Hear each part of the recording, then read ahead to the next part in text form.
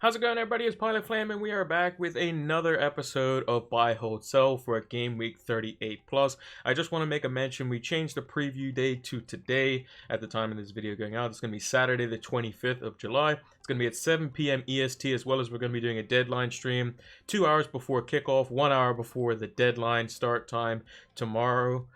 Being the Sunday, the 26th of July, last game of the season, Game Week 38 coming up. I'm excited for potential relegation, potential Champions League places on the line, and a lot of FPL points to definitely be had. But make sure to follow us on the socials here. Subscribe to our YouTube channel. We're going to be posting content even after the season's over with some price predictions and that sort of stuff. And you can follow us over on Twitter and Twitch.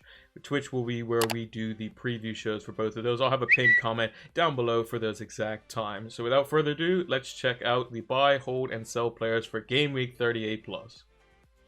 Now, looking back at Game Week 37 Plus, we're going to check out who we decided to buy, hold, and sell for that particular edition of it. We also had Antonio from Game Week 36 Plus as well. He did score in that game, so he was on our buy list, so that was a good choice for us there. In terms of our buys for this week, we have Danny Ings and Martial. Danny Ings could have had 13 points. He missed a penalty. He did score once already before taking that.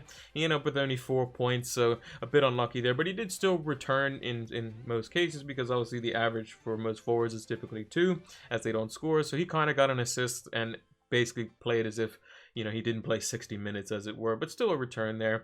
Martial getting a return as well, getting the only assist for the one Man United goal, which Mason Greenwood scored. So I think that was a decent buy there as well. In terms of the holds this week, we did really well. We kept in Doherty. We also kept him in our team. He ended up getting us a 12-pointer. Nice 3 bonus points, clean sheet, and an assist. Wolves looking very strong defensively once again. We also had Kevin De Bruyne on the hold list, who got himself an assist. He's going to be looking to get Henry's record, which is 20. I believe he's 1 behind going into the last game of the season as well.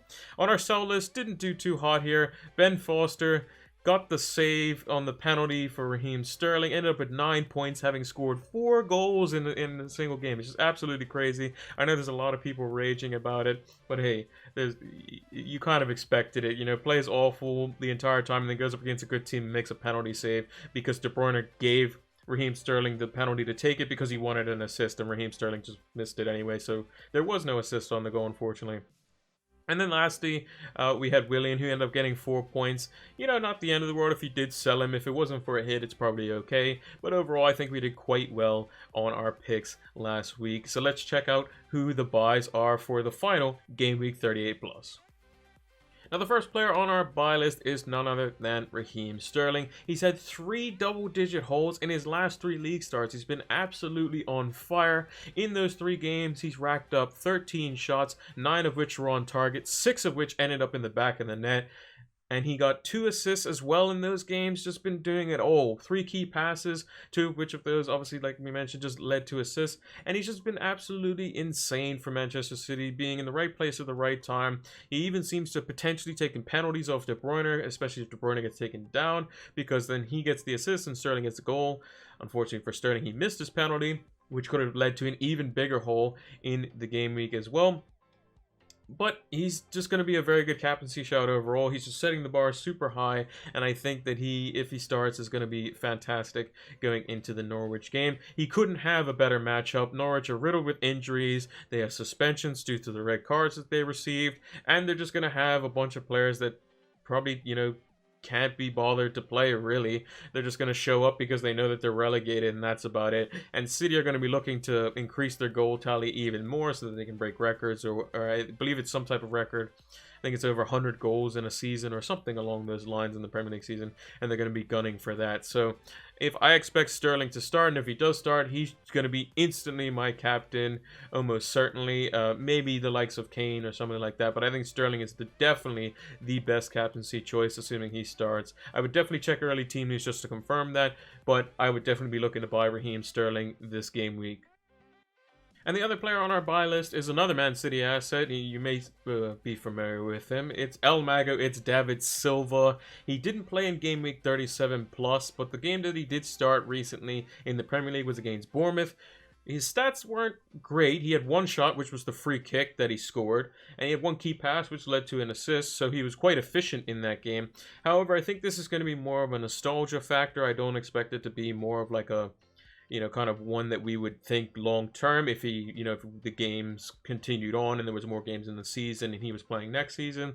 I think it's just because it's his last game at home for Manchester City. He will play in probably some Champions League games, but those are being played abroad. There's none going to be being played at the Etihad. So I think that it's kind of fitting that, it's kind of a feel-good factor, kind of a, hey, I can have David Silva in my fantasy team for his last game. They're probably going to give him basically every penalty and free kick that exists in that game, most likely, just to make him, have a really good last game, especially if the likes of Kevin De Bruyne gets taken down. He's going to hand the ball straight to David Silva, and he's going to end up putting it in the back of the net. Same things for free kicks. I bet you if it's anywhere in and around the area, David Silva is going to be on it.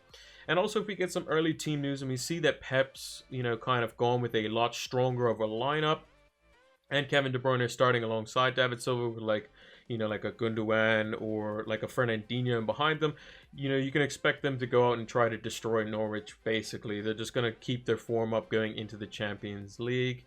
And I just think that he's just a good pick overall. 7.5 million, very cheap for a Manchester City asset. It's his last game. I definitely expect him to play. It's a pretty safe bet that he's going to be going into this game and getting a lot more service, or they're going to try to give him a goal as much as they can. Him and Raheem Sterling, mainly because Sterling is kind of mentioned that he wanted 20 goals in a season. For a midfielder, that's quite good. Kevin De Bruyne is going to be looking to assist both of them, and then David Silva is obviously, since his last game, they're going to try to get him a goal at any point. And there's these kind of rumors that he's going to be taken off at the 21st minute because that's his number, and that's what John Terry did when he was in his last game versus Chelsea. But Pep will be the type of guy who would want him to go out and play his full 90 minutes for the last game. There's no unfortunate ovation for him because of the no fans being in the stadium, so I think he's definitely going to play the full game, and I expect him to do quite well versus Norwich in this final Game Week 38 plus. The first player on our hold list is Raul Jimenez. Now, if you're one of those players that just kind of kept him in for the entire time, I think he's going to be doing quite well versus Chelsea. It's going to be playing into his hands. In his last outing, he had 3 shots, 2 of which were inside the box. He didn't score, however, his team did win 2-0. And I think, he may have had like the kind of the worry that his wife was pregnant at the time, and they could have had the baby like during one of the games, or she could be going to be rushed to the hospital during a training session or something, to whereas he would have some things on his mind. But I think that now that that's out of the way, his baby's safe and is home with the wife, everything's going to be all fine for him, and maybe he doesn't have that stress on his mind, so now he can go out and basically play with freedom and not having to worry about at any moment he can get a phone call where he has to just like duck out of training or pre-match warm-up or even middle of a game or something like that. Who knows? And Wolves are going to position themselves to play on the counter, which is exactly what they want versus Chelsea in the final game. Wolves are looking to win this game for sure, mainly because they want to make sure that they get Europa League football, as they've done this year. They can still make it to the Champions League if they win the Europa League. That is another option for them, and I think they are one of the favorite teams to win it. And if you still have Jimenez in your team, I don't think it's worth taking a hit to get rid of him, unless if it's, maybe to fund Raheem Sterling or somebody like that. But even still, I think that if he scores, it's not going to be worth it unless, the likes of Raheem Sterling or whoever you bring in scores 2 to 3 goals, which you can't really guarantee on. And I think the midfield is kind of where people are shaking things up. I would much rather get rid of someone like Fernandez or Martial, because I think Jimenez is more poised to be, in the points versus Chelsea. Chelsea also aren't great defensively, and Jimenez is very good in the air. Chelsea aren't good in the air defensively either, and that kind of bodes well for Jimenez as well. And they're definitely going to go out there and cause them problems, especially if they think that they're going to put Alonso up in the box with Traore on the other side of him and expect Alonso to defend him, because it's not going to happen. Traore will go straight down the field. Jimenez will be running to the box, and it will get crossed in, and you know what happens when it goes on Jimenez's head. Bang, right in the back of the net. And that's your points right there. So I think Jimenez is definitely a hold for Game Week 38 plus. Now, the next hold on our list is Chris Wood from Burnley. Now, I've seen a lot of people trying to get rid of him for a hit or transferring him out to make funds for, Man City players. But you have to remember that Chris Wood has a very good fixture. He scored 2 and 2, and he got 7 points in the last game, 7 points in the previous game before that. And I think that he's going to be quite a good asset this week. I think you can easily play him in a front two in your team, in a 3-5-2, or even a 3-4-3, which a lot of people seem to be favoring this game week potentially. One of those two formations. He's had 5 shots inside the box out of his total 6 in the last 2 games, and he's even had 2 key passes, so he is trying to provide for other players. He's very good at obviously knocking the ball down on a set piece, and Tarkowski does that as well. And then you have a bunch of defenders as well. And I think he could even be a better option than the likes of Mason Greenwood or Dominic Calvert-Lewin, or those types of players that people are kind of who should I bring in, who should I possibly think about this game week. I have mentioned Rashford in previous videos, and he is a big game player, but Chris Wood is obviously a lot cheaper and has an even better fixture, and the United game could be a bit cagey, and it might not work out for them. We'll have to see. But I definitely think that Chris Wood, if in a 1-0 win, he's probably going to be the one that gets the goal, either him or Jay Rodriguez. And we've seen that he's on penalties as well, so that bodes well for him. But I definitely wouldn't be getting rid of Chris Wood this week. It's definitely a hold for me for Game Week 38+. Now, the first player on our list is Phil Foden. Now, he did score in his last outing, getting 8 points in Game Week 37+. He did play 90 minutes in his last outing and was, quite good overall in terms of how the game played out. However, if the cycle is going to stay normal for Phil Foden, he will probably be benched in this game. In recent times since the restart has happened, Phil Foden has started and then been benched, started and then been benched, and so on and so forth. Now, that's not saying he might get points off the bench, because he's definitely capable of doing so. He's a very good talent, very explosive, and can be, all over the pitch and playing in multiple different positions, whether it be creating or scoring. But I just think that if you're Man City and you're playing Norwich and you go out with a strong team and you're an FPL manager looking at that, I think you're going to want 3 starting players. It just makes the most sense. Also, if we get some early team news and we see that Pep is going strong with the likes of Mahrez and Sterling and Jesus, De Bruyne or Silva, these types of players in the team, and Foden's left on the bench, you're definitely going to want to be a part of that, and it's probably all going to be centered around David Silva. So if you have the extra cash, you can definitely trade out Foden for the likes of David Silva. I would think it's even worth it to bring him in for a hit, because Foden might not even potentially play the game at all. Maybe he gets a couple minutes here and there, but he's probably just going to get the standard 1-pointer, whereas the likes of David Silva could get a double-digit haul. Same for Raheem Sterling, same for Jesus. Man City are going to go there to score goals. I don't expect any youngsters in the game like Doyle or some funny business like Zinchenko playing left wing, or Ederson coming out of goal, or them playing like 2 center backs that we've never seen before, or whatever it may be. I expect him to go quite strong in this game, and unfortunately I think that means Foden drops to the bench, which means that he is a sell for me this game week in Game Week 38+. Now, the other player we have on the sell list this week is Charlie Taylor from Burnley. This is mainly because he was confirmed to be injured and out for Game Week 38+. The one benefit, though, is that he can easily be swapped directly to another Burnley defender. If you have a little bit extra cash and you want to go for the likes of James Tarkowski, you can do so. You can go for the likes of Peters, who's basically a direct swap, who would have been the one that potentially came out for Taylor if he was fit, or you can go with the likes of Bardsley, who is also proven to be quite good on the other flank for the defense.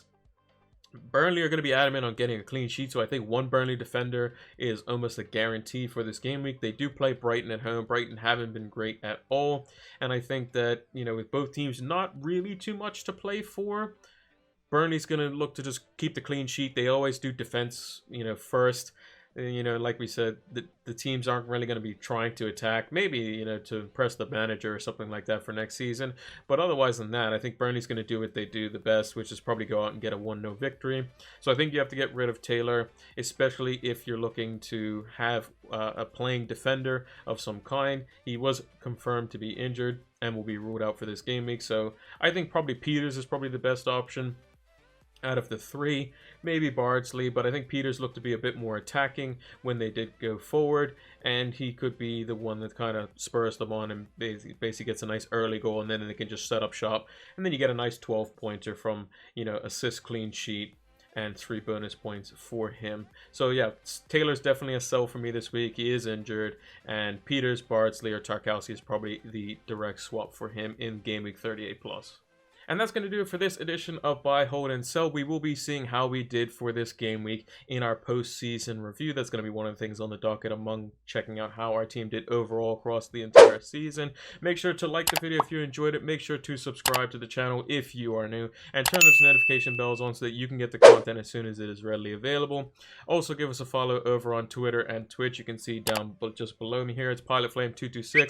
Links are in the description below as well. We're going to be doing some gaming stuff over on Twitch in the kind of postseason, as well as still doing some FPL stuff as well, and continuing it on to next season. We will also be doing a league. I'll let you know on the update on that.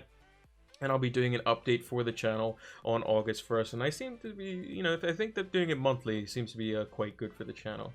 But yeah, let me know what you guys thought. Leave some comments down below. Keep it interactive. And until the next video, take care.